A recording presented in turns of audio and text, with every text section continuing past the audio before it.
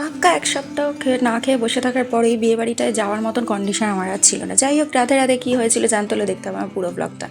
সেদিনকে আমার বন্ধুর দিদির বিয়ে ছিল, আর আমি ১ সপ্তাহ ধরে এই বিয়েবাড়িটার জন্য না খেয়ে বসেছিলাম। ভাই, ছাড়িয়া বান্ধা আমি নই। যাই হোক, প্রথমে তো আমি একদম ঝপঝপ করে রেডি হয়ে নিলাম। আর কোনো দিন বিয়েবাড়ি বা কোনো অকেশনে যাওয়ার সময় কিছুতেই আমার লাইনার দু চোখের দুটো সেম হবে না।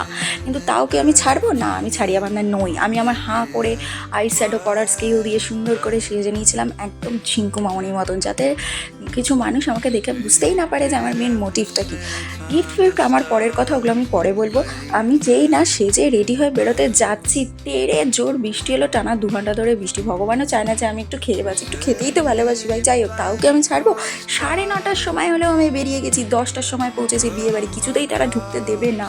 বলছে ভাই আর কিছু নেই, খাওয়া দাওয়া সব শেষ, এবার শুধু বিয়েটা হওয়া বাকি। আমি বললাম যে না না ঠিক আছে, দেখো দেখো বর ঢুকছে। ঠিক এই সময় বর ঢুকেছে, সবাই মুড়ি খেয়ে পড়ে বরকে দেখছে। আমি ঠিক সেই সময় পালিয়ে চলে গেছিলাম উপরে ফ্লোরে।